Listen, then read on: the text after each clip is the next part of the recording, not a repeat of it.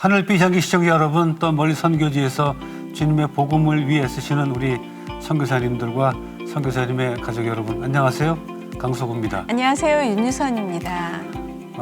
유선 씨는 음악을 듣다가 네. 눈물을 흘리거나 가슴이 좀 뭉클해지거나 어떤 그 치유의 순간 느껴본 적 있으세요? 저 생각보다 좀 이렇게 눈물을 흘리거나 그러지는 않는 편인데 그래도 치유받는 마음? 그런 마음은 굉장히 많은 것 같아요. 그러면 최소한 네. 어떤 음악을 들었을 때 마음이 편안해지는 그런 음악은 있으시죠? 사실 최근에는 찬양 들을 때 많이 네네네. 들었고요. 뭐 타이슨의 명상곡? 타이슨 명상곡? 네. 와, 그렇죠. 들으면 좀 생각을 좀 많이 하게 되고 네네네. 마스네 곡이 네. 그렇습니다. 예. 음악은 사람을 치유도 하고 편안하게도 해주고 그렇죠. 네, 맞아요. 바쁘신데 음악 들으시나 봐요, 그래도. 그 선배님 CD도 주시고 네, 그래서 네. 잘 듣고 있습니다. 고맙습니다.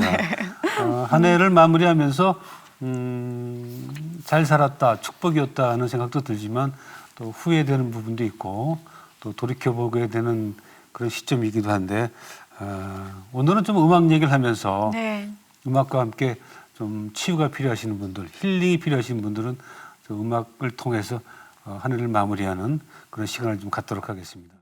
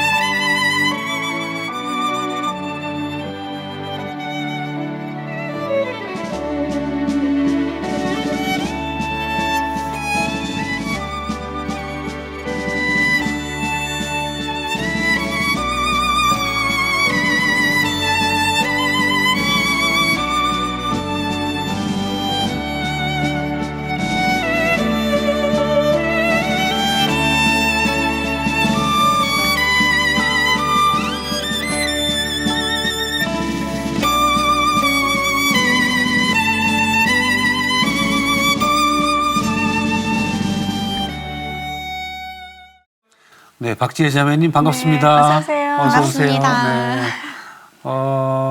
화면을 보신 분들은 또 기억이 나는 분도 계실 거예요. 방송 그 스타킹을 네. 통해서 네. 익숙하기도 하고 또 프로그램 또 테드를 통해서 많은 분들이 기억을 하시지요. 그래 주셨으면 감사하죠.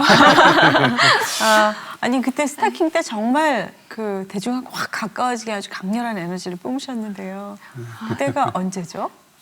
처음 나왔던 건 2011년으로 기억하고요. 네네. 네. 몇 차례 이제 나갈 기회가 있었는데 저한테도 굉장히 색다른 네, 경험이었습니다. 그렇군요. 그 소문은 들었지만 제가 아쉽게도 직접 보질 못했는데 네. 그 스타킹 프로그램에서는 어떤 연주하셨어요? 그때는 타이틀이 우울증 잡는 바이올리니스트 뭐 이렇게 예, 나왔었어요. 그래서 그냥 뭐 저의 그런 우여곡절 있는 삶과 그리고 왜 지금 클래식이란 장르에 얽매여 있지 않고 네. 이렇게 굉장히 자유분방한 연주를 하게 됐는지 그런 이야기를 나누면서 네, 소개받게 되었었습니다. 네. 테드에서는 어떻게 방송하셨어요? 그때는 아무래도 강연 프로그램이다 보니까 약간 다른 사람한테 뭔가 도전을 줄 수 있는 네. 그렇지만 그렇다고 제가 무슨 지식을 공유한다든지 이런 건 아니고요. 그냥 마찬가지로 제 가장 아팠을 때의 경험도 얘기하면서 네. 어떻게 거기서 나올 수 있었는지 그리고 지금 어떤 관점에서 삶을 살아가고 있는지 네. 그런 거에 대해서 그냥 제 이야기를 진솔하게 나누는 무대였습니다. 몸이 좀 아팠나 보군요. 몸보다도 아무래도 우울증이라는 네네네. 네. 어떻게 보면 클래식 음악가들한테 항상 약간은 따라다닐 수밖에 없는 그림자 네네네. 같아요. 어려운 곡을 해석하기 위해서 그런가요? 아니면 경쟁 때문에 그런가요? 아마 자기가 갖고 있는 그 기대치가 높아서일 예. 수도 있어요. 자기가 항상 듣고 내고 싶어하는 갈망하는 색이 네. 있잖아요. 네. 근데 그거를 못 내게 될 때 약간 거기에 집착하게 되고, 네, 항상 못 내면 좌절감을 느낄 수밖에 네네. 없고. 인생 사전에 보면 과르넬리가 있네요. 그 세계적인 네. 명기죠. 네. 예. 또 스트라디바리를 많이 알고 있는데 그 비교하면 어떻게 될까요? 뭐 보편적으로 얘기하기는 스트라디바리는 더 옷구슬이 떼굴떼굴 굴러가는 듯한 네네. 화려한 음색이고 과르네리는 지금으로 말하면 약간 그 소울이 있다. 네. 느낌이 더 있는. 깊이가 있나 네. 보죠. 그래서 더 남성적이고 네네. 사실은 그래서 지금 연주자들이 약간은 더 선호한다고도 해요. 과르네리 쪽으로요? 네. 아. 더 파워풀하고 그리고 요즘 사람들이 뭔가 막 가슴 찐하게 다가오는 걸 네네. 원하잖아요. 네. 그런 거를 표현하기가 그렇군요. 좋아서 이라고 그게 1700년대 악기죠? 네. 그러면 우리가 그 악기의 금액을 얘기하면 상상을 할 수 없을 만큼 비싼 악기인데 그걸 갖고 계시단 말이에요? 아, 저는 그거를 축복이라고 표현을 할 수밖에 예. 없는 게 처음 갖게 됐던 것도 독일 정부로부터 그렇게 원래는 계약 기간이 1년씩밖에 되지 않는데요. 네네. 아주 치열한 콩쿠르를 통해서 1년씩 계약을 해서 그런 과르네리를 대여를 받게 되었는데요. 아, 대여. 네. 1년 동안요. 구상 지원을 받았는데 그거를 네네. 그래도 매년 오디션을 통해서 계약 기간을 연장받아서 이렇게 12년 넘도록 사용을 했었어요. 네네. 그리고 이제 2014년부터는 너무 감사하게도 또 다른 과르네리를 평생 지원을 받게 됐어요. 네. 아, 또 다른은 뭐죠? 그것도 참 그 기도라는 게 굉장히 강력하다는 게요. 그 악기를 받자마자부터 제가 기도했던 게 이 1735년산 과르네리였어요. 네네. 그 이름을 상세하게 기도하라고 해서 1735년산 이 과르네리를 평생 사용할 수 있게 해달라고 기도를 네. 맨날 했어요. 구체적이네요. 네. 네. 그렇지만 네. 그 악기를 평생 사용할 수 없다는 거는 저도 누구보다 잘 알거든요. 그런데 그 악기를 독일 정부로 이제 돌려주게 됐을 때 어떻게 해서 제가 그런 과르네리를 또 다른 과르네리를 사용을 하게 되었는데 네. 그때 그 갖게 된 악기가 1735년산 과르네리라는 거예요. 진짜? 이야. 똑같은 사람이 그 200년 넘게 이전에 만들어진 악기인데 그런 같은 연도에 만들었다는 사실은 거의 없거든요. 네. 그래서 이게 뭔가 나중에 보니까 제가 독일 정부한테 받아서 썼던 악기가 처음 제가 그 악기를 받았을 때는 분명히 1735년산으로 되어 있었어요. 네. 근데 중간에 영국에서 아주 긴 수리 기간을 거쳤었거든요. 그때 수리를 하면서 밝혀낸 새로운 사실이 이 악기가 1735년산이 아니고 1730년산이었던 거예요. 네네. 그리고 제가 실제로 이제 2014년부터 평생 사용하게 된 악기가 진짜 진짜? 1735년산이었어요. 저도 근데 지금까지 계속 모든 제 프로필에 1735년산을 네네. 사용했다고 했는데 저도 모르고 있던 사실이거든요. 그쪽에서 이게 30년산이라고 저한테 따로 통보를 해주지 않았기 때문에 그래서 그것도 참 그렇군요. 그러면 연습할 때도 그 악기로 하시는 거예요? 네. 야 연습까지요? 와. 그 연주할 때만 조금 빌려주는데. 아니에요. 네, 참. 지금 14살에 독일 마인츠 대학에 입학하셨어요. 어떻게 그럴 수 있죠? 그러니까는 독일은 지자체가 굉장히 정확하잖아요. 네. 그래서 네, 그렇죠. 주마다 다들 법이 다른데 저희 주 같은 경우는 원래는 16살 미만은 입학이 안 됐었는데 네. 저희 엄마가 약간 다른 주에 이런 제도도 있더라 막 이런 걸 막 모아가지고 이렇게 하셔가지고 학교 법을 바꿔서 그렇게 일찍 입학을 시켜주셨어요. 네. 그러면 중학교를 안 가고 바로 대학으로 가신 거예요? 아니요. 저는 사실 그러고 싶었어요. 그런데 엄마가 혹시 나중에 어떻게 될지도 모르고 의무 교육이라는 건 그냥 있는 게 아니다. 네. 그래서 인문계 중고등학교를 다녔어요. 아, 같이. 입학은 했지만. 네. 아, 그렇구나. 어머니의 그 공이 많이 큰 것 같아요. 어머니의 노고가. 네. 어머니는 원래 음악 하시던 분이에요? 네, 사실은 엄마가 부모님이 독일에서 유학을 하고 계셨어서 네. 제가 독일에서 태어나게 된 거예요. 엄마는 바이올린을 전공을 하셨어요. 네. 그럼 어머님이 선생님이신 건가요? 네. 네. 지금도 가장 많은 도움을 받고 있죠. 그렇군요. 독일에서 태어난 한국 음악가들이 또 몇 있죠. 네. 워낙에 한국 사람들이 세계 어디를 가도 각 네. 분야의 두각을 특출나게 나타내는 것 같아요. 예. 네. 근데 엄마가 같은 연주자이면 뭐 좋은 것도 많겠지만 이렇게 힘들기도 엄청 힘드셨을 것 같아요. 어떠셨어요? 네, 엄마는 오히려 엄마가 음악가였기 때문에 제가 굳이 바이올린을 선택하는 거를 그렇게 원하시진 않으셨어요. 워낙 힘들기 때문에. 그렇지만 제가 만약에 바이올린을 하고 싶어 한다면 최고의 환경에서 그러니까 돈으로 밀어줄 수 있는 건 없지만 그럴 수는 없기 때문에 최고의 환경과 독일의 그 장학 제도에 의해서 네. 교육받을 수 있도록 그렇게 길은 열어줄 수 있다고 생각은 하셨대요. 그래서도 저를 이제 독일에서 공부하게끔 하신 거였고요. 근데 독일에서 쭉 공부하신 거예요? 네, 중간에 초등학교 입학하면서 모국어를 잊어버리게 되거든요. 네. 그래서 초등학교 1학년 입학할 때 한국으로 역유학을 와서요. 혼자? 한국어를 아니요. 그때는 엄마랑 같이 나왔어요. 네. 그래서 엄마는 이제 한국에 머무르셨던 거고 저는 초등학교 마치고 다시 독일로 들어갔던 아유, 거예요. 어머니가 대단하시네요. 진짜. 언어까지 다. 네. 지금 뭐 독일에서 태어난 사람이라고 맞아. 느껴지지 않을 만큼 우리말이 거의 완벽한데. 아, 감사합니다. 네. 첫 번째의 음악 선생님도 물론 어머니셨겠군요. 네, 네. 몇 살에 저한테는 하셨어요?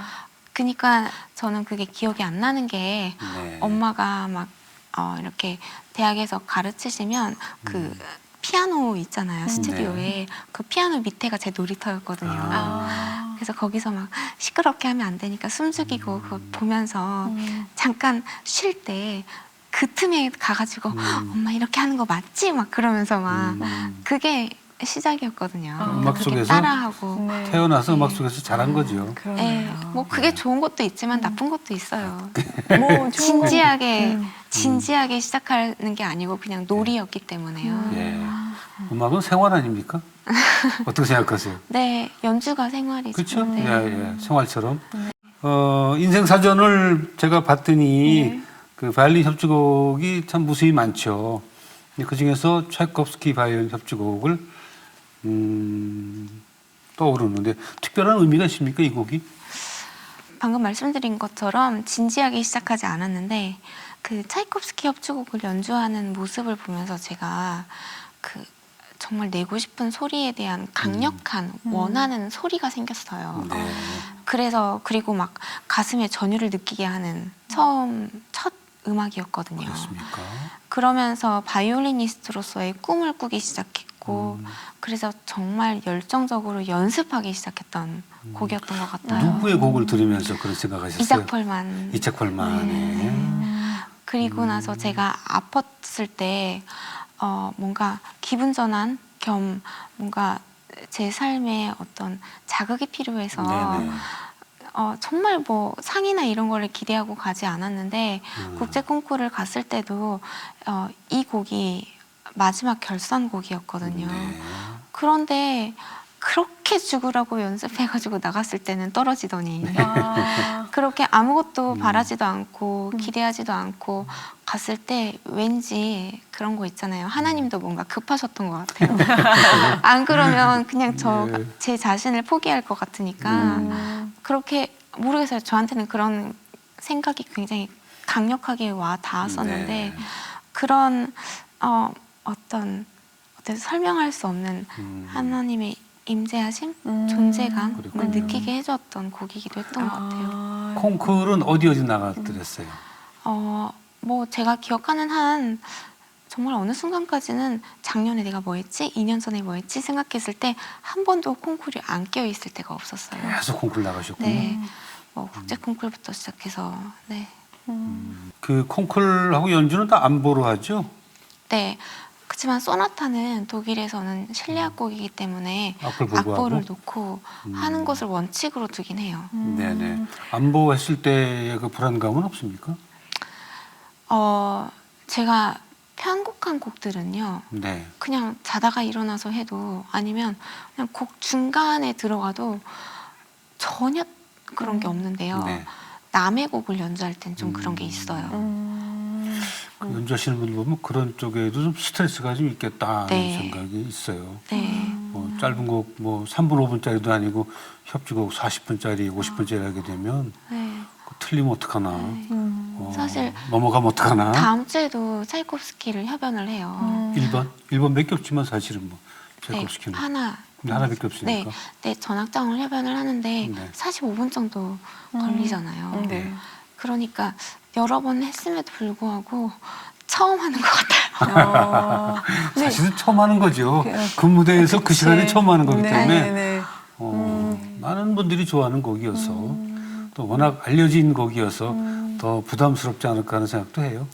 네, 그런 것도 있는데 어떻게 보면 저를 아프게 했던 것도 항상 지속되는, 남들은 저한테 잘 되고 있다고 말할진 몰라도 그렇죠. 제가 느낄 땐 항상 그 실패의 연속이라고 느껴졌거든요. 네네. 마찬가지로 콩쿨도 그랬는데 전혀 뭐 기대도 안 하고 갔던 콩쿨에서 입상도 하게 되고 하니까 저는 조금 그게 특별하게 느껴졌어요. 네.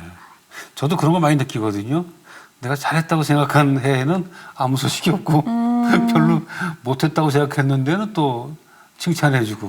근데 약간 우울증 같은 거 그런 게 있었다고 들었는데 음악적인 요소 때문에 그런가요?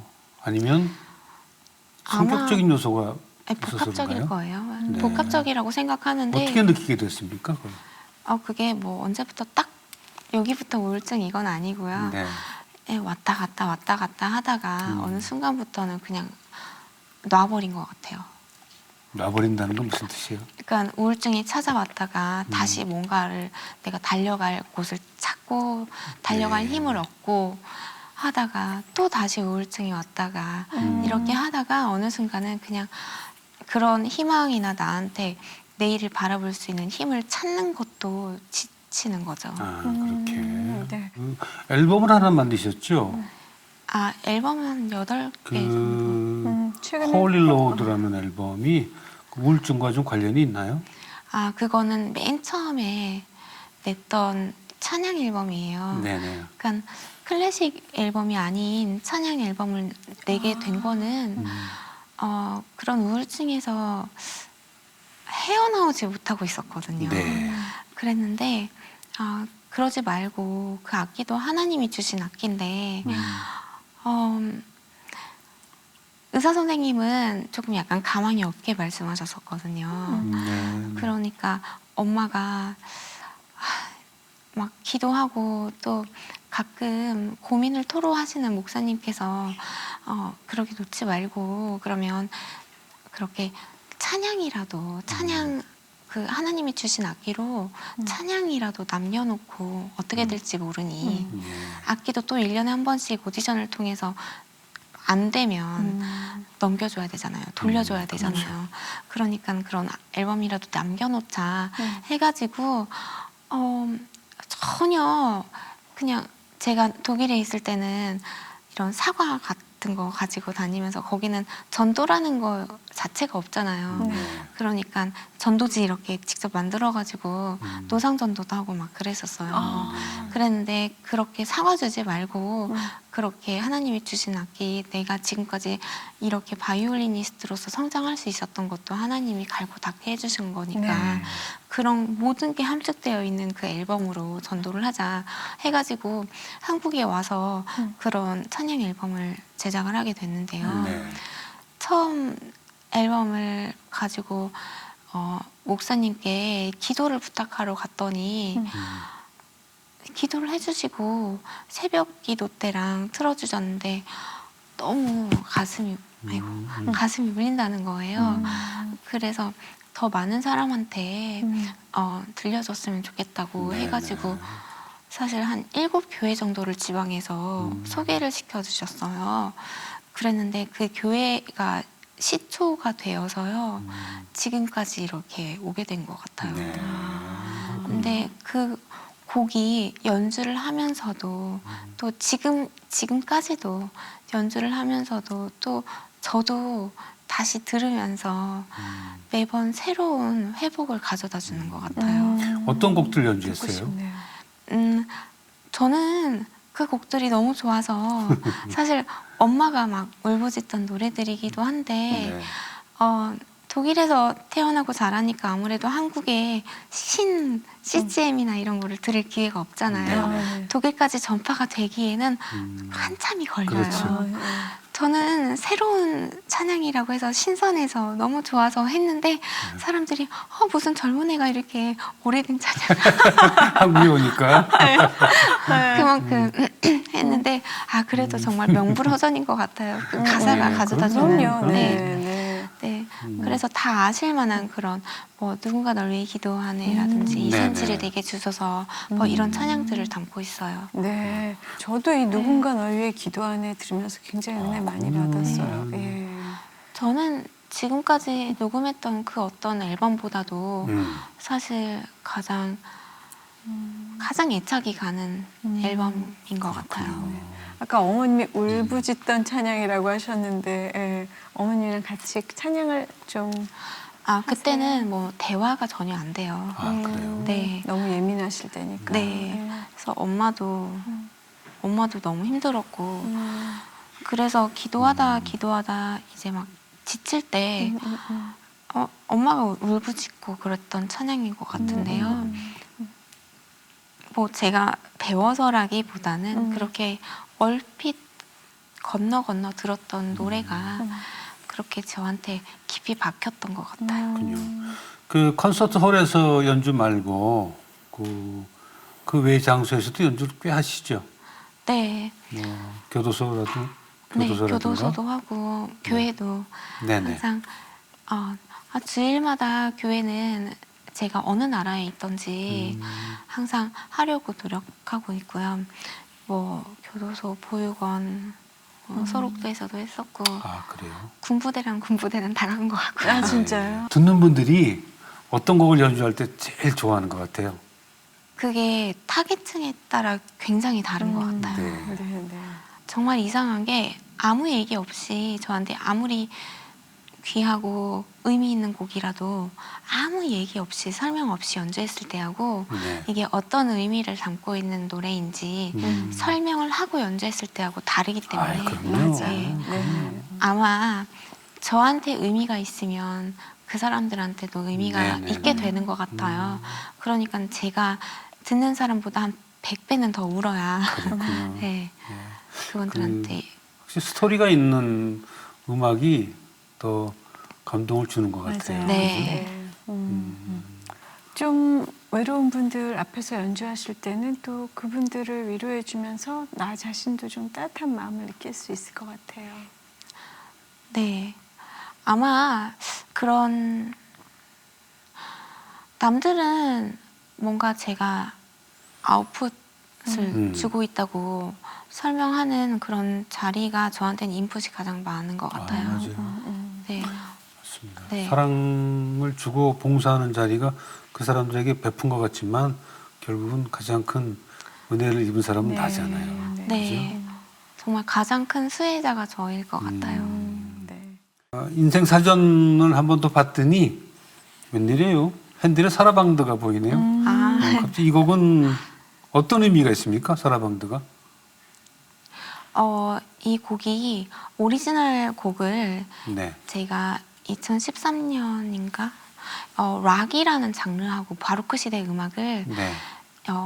락과 융합을 하는 그런 프로젝트를 시행한 적이 있어요. 예. 그때 그렇게 작업을 하다 보니 이 곡만큼은 저를 굉장히 닮게 되더라고요. 처음에 아시잖아요. 굉장히 우울하고 어떻게 보면 절망스럽게 시작은 하는데 이게 락으로 전환되는 과정에 있어서 정말 터닝 포인트가 돼요. 그 전환점 이후에는 곡이 엄청나게 열정적이고 막 폭발적으로 변화를 해요. 네. 네. 근데 저를 닮았다고 좀 주장하고 싶은 이유는 저도 한동안에 그런 웅크리고 있던 우울증이라는 기간이 있었고 하지만 그 우울증이 오히려 계기가 돼서 네. 저한테는 제 삶을 바라보는 관점이 바뀌게 됐고 제가 활동하는 범위가 넓어지게 되면서 어렸을 때부터 사회에 선한 영향력을 끼치는 바이올리니스트가 되게 해달라고 기도를 했었는데 네. 그런 꿈에 저도 모르는 사이에 하나님이 조금씩 더 가깝게 네. 데려다 주고 계신 것 같아서 그렇군요. 앞으로 막 창대하리라 막 그런 믿음에서 네. 저와 닮았다고 그렇게 주장을 하고 싶고 그리고 제가 연주할 때마다 저와 또 듣는 모든 사람의 삶도 그렇게 창대해지기를 소망한다고 예. 축복하면서 마지막으로 하는 곡이라서 그렇군요. 저한테는 거의 빠지지 않는 곡입니다. 마지막 피날레 나의 네. 곡. 그 곡이 좀 우울하게 시작이 되나요? 나는 장엄하다라고 장엄한 표현할 수 있는데 바바바밤바 네. 바바리. 근데 네. 처음 전주는 그렇게 막 그 팀파니랑 같이 나오는데요. 제 솔로가 시작되면서 그게 다 사라지거든요. 제가 혼자 그 선율을 굉장히 쓸쓸하고 아 그렇게. 네. 그렇게 연주를 하다가 락이 막 드럼부터 시작해서 들어오면서? 나와요. 그러면서 변주가 시작돼요. 네. 네네.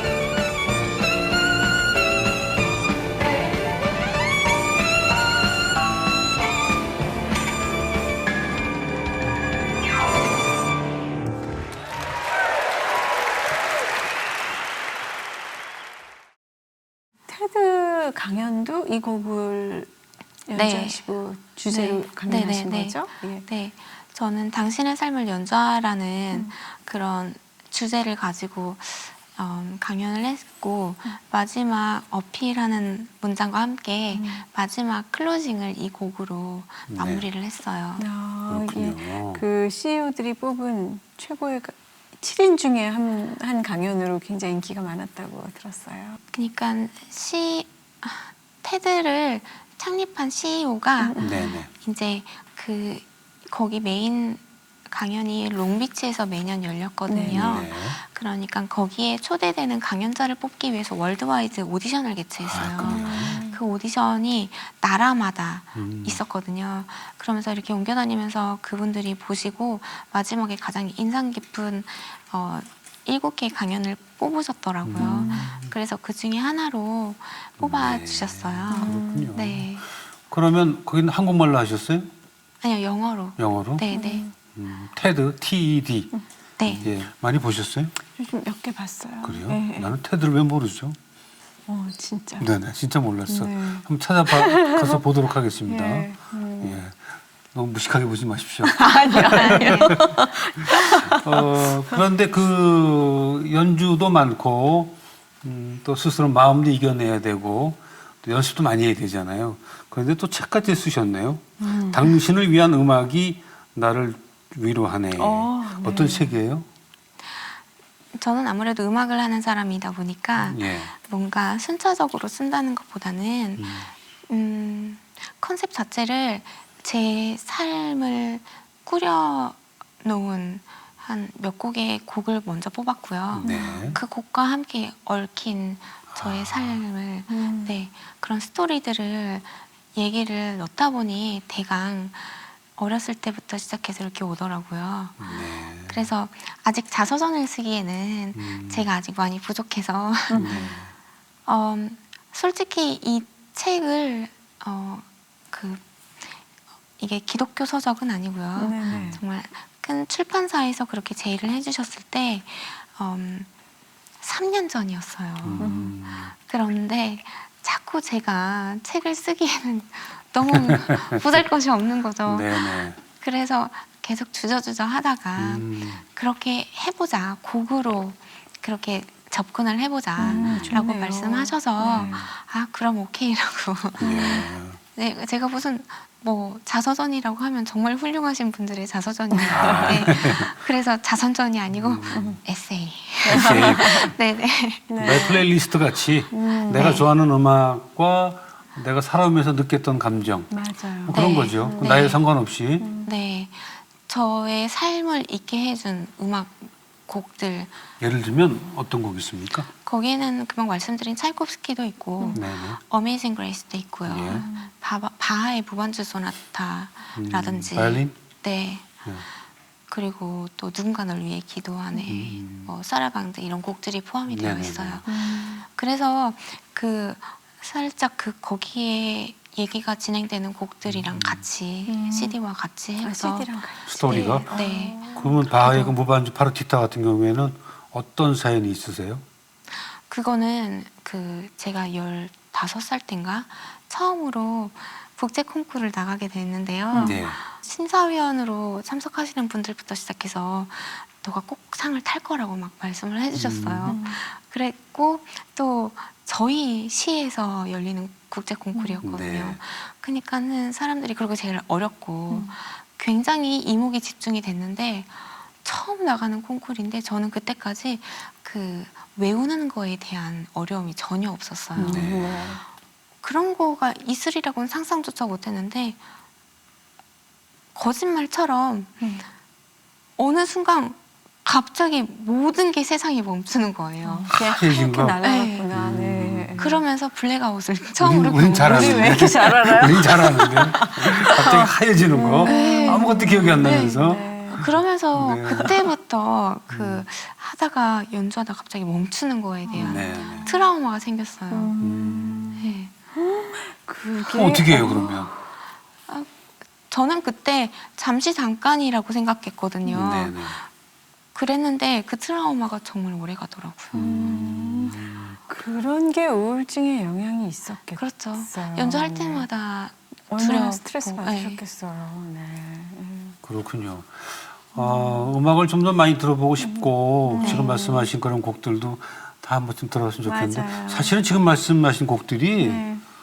굉장히 어려운 곡들을 그런 것 말씀하셨어요. 같아요. 지금 네. 그 무반주 바이올린 곡도 그게 함부로 접근할 수 있는 곡이 아니거든요. 근데 몇 살 때 접근하셨다는 얘기예요. 굉장히 우리가 아는 것보다는 실력이 굉장한 분이에요. 그렇죠. 14살에 네, 그런 분이에요. 네. 아니 근데 아이 잘하는 사람 워낙 많아서요. 아, 그러세요? 앞으로 한국 공연, 우리나라 공연도 많이 계획이 돼 있습니까? 네, 그 올해 5월까지 한국에서 슈퍼 투어를 했어요. 네. 그래서 전국에 5개, 6개 대형 음악 홀에서 단독 공연을 이런 락과 조합을 해가지고 네네. 했었고요. 그리고 2017년은 이제 2016년 그 차이콥스키의 전악장 협연부터 시작해서 약간 클래식 컨셉으로 네네. 조금 공연을 하게 될 예정이에요. 크로스오버적인 연주를 좀 하게 되면 어머니는 좀 싫어하지 않으세요? 이게 오히려 엄마가 바이올리니스트다 보니까 어떤 소리가 나야 되는지 네. 그러니까 크로스오버를 하더라도 제가 물러서야 되는 지점이 있고 그러니까 양보해야 되는 지점이 있고 또 음악 그 질적으로 네네. 퀄리티적으로 물러서면 안 되는 선이 있잖아요. 그 선을 가장 잘 그리고 냉정하게 판단해 줄 수 있는 것 같아요. 그래서 어쩌면 크로스오버를 같이 하면 위험 부담이 클래식 음악가로서는 크거든요. 그럴 수도 있죠. 그래도 이런 애 저런 애 해도 지금까지 이렇게 올 수 있었던 게 그런 그런 벽이 있었기 네, 때문에 그렇군요. 네. 어떤 기도를 요즘 많이 하세요? 제가 사실 이 스튜디오에 네. 한 초반에 그 교회에 한 7곳을 소개를 시켜줬다고 했잖아요. 네. 근데 거기를 통해서 제가 그때는 이제 미국에서 공부를 하고 있었는데 왔다 갔다 많이를 안 했어요. 그랬는데 이게 점차 그 교회에 듣고 있던 분들이 자꾸 소개를 해주는 거예요. 그래서 그때 완전 초반에 이 스튜디오에 와서 녹화를 했던 기억이 나요. 근데 그때 항상 제 기도 제목이 하나님의 기쁨이 되는 거였거든요. 그리고 두 번째가 초심을 잃지 않는 거였는데 네. 그 기도를 요새 더 2016년 이제 뭐 마무리하고 2017년이 시작이 되는데 크로스오버적인 연주도 많이 하시고 어쨌거나 많은 사람들에게 사랑을 주는 거예요. 그죠? 맞아요. 네. 정통 클래식도 사랑을 주는 거고 활발하게 더 많은 연주해 주시기를 기대하겠습니다. 감사합니다. 네. 오늘 오늘 시간 내주셔서 고맙습니다. 감사합니다. 네, 오늘 박지혜 자매를 만나봤는데 우리 보통 생각하기에 그 나이가 많은 그런 분은 아니에요. 근데 네. 나이에 비해서 정말 안에 꽉 차 있는 믿음과 또 어떻게 연주해야 된다는 생각을 가만히 들으면서 야, 나이가 가질 수 없는 그 하나님이 주신 지혜를 가지고 있는 연주자구나 하는 생각이 들면서 맞습니다. 앞으로 그분의 연주를 좀 관심 있게 좀 들어야 되겠다 하는 생각을 했습니다. 네, 정말 참 사랑스러운데 그 이면에 성숙함이 그렇죠? 묻어나네요. 정말 하나님을 기쁘게 하시는 그런 연주자가 되시길 바라겠습니다. 기대해 보도록 하겠습니다. 네. 다음 시간에 뵙겠습니다. 고맙습니다.